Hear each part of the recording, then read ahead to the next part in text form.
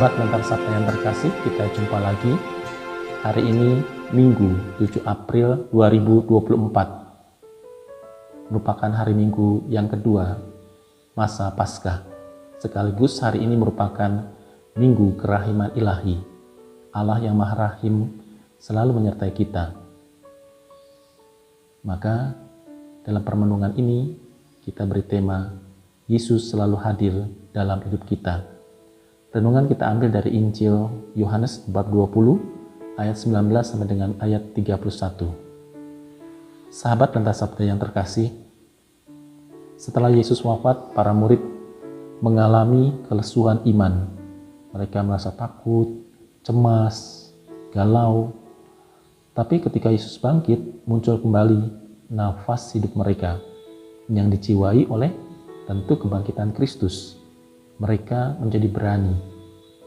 Para murid terbuka mata hatinya karena sapaan yang dilakukan oleh Yesus, seperti sapaan kepada Maria Magdalena. Maria Magdalena begitu sedih ketika menjumpai makam kosong, tetapi ketika mendapat sapaan, Maria tersadar bahwa Yesus telah bangkit.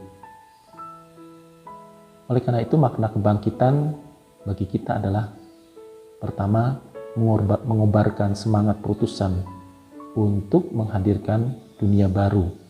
Antara lain, peradaban kasih di tengah-tengah kekerasan, bagaimana kita selalu bersikap lemah lembut, kita tidak melawan. Mungkin diam merupakan salah satu cara, tetapi bukan berarti diam itu pasif. Diam itu memberi kesempatan orang lain untuk merefleksikan perbuatan-perbuatannya, benar atau salah, dan kita membantu mereka dengan diamnya kita.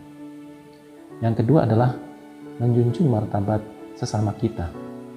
Bagaimana kita, seperti pesan Yesus, hendaklah kamu saling mencintai di malam perjamuan terakhir Kamis Putih. Kita menjunjung, menjaga martabat sesama kita. Jangan sampai mereka dilecehkan. Jangan sampai mereka itu mengalami penderitaan karena kesalahan kita.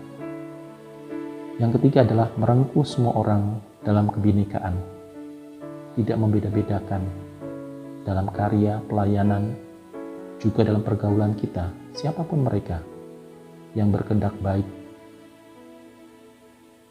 dan juga mungkin yang tidak berkehendak baik. Kita rangkul supaya mereka masuk dalam pertobatan dan mereka semakin mengalami Allah yang bangkit tadi, Kristus yang bangkit dalam hidup mereka. Yang berikutnya adalah kita menjadi orang Katolik yang militan.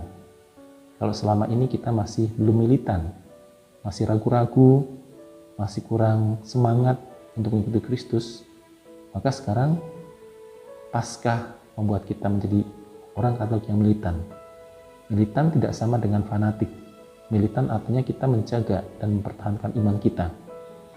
Seperti para martir, menjaga iman, berjuang, berkorban demi mempertahankan iman. Itu militan. Dalam dunia kita sekarang ini, bagaimana kita menjadi orang Katolik yang militan? Ada saatnya kita berdoa, ada saatnya kita mengatakan sesuatu yang benar, dan itu adalah militan. Lalu juga yang terakhir tentu menjadi agen perubahan supaya dunia ini semakin baik, kebajikan itu semakin dirasakan oleh banyak orang. Maka kita harus memulai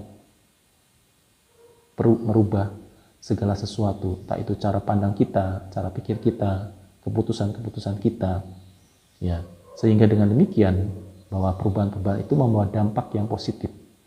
Orang semakin ingin berjumpa dengan Yesus, semakin rindu. Perjumpaan di lingkungan, pertemuan lingkungan itu menjadi yang dirindukan, bukan yang dihindari. Sehingga dengan demikian, kalau itu dirindukan berarti orang ingin sekali ada sesuatu yang diterima dalam hidupnya. Entah itu sapaan, peneguhan, karena perjumpaan tadi. Maka kita harus menjadi agen perubahan dalam seluruh cara hidup kita, dalam seluruh kehadiran kita. Oleh karena itu, saudara-saudara yang terkasih, maka Damai sejahtera yang diucapkan oleh Yesus sebanyak 3 kali, artinya damai yang sempurna, yang abadi, yang dibagikan oleh Yesus kepada para murid, para rasul, dan juga pada kita yang hidup pada zaman ini, damai sejahtera. Maka kita diteguhkan, kita dikuatkan karena kebangkitan Kristus.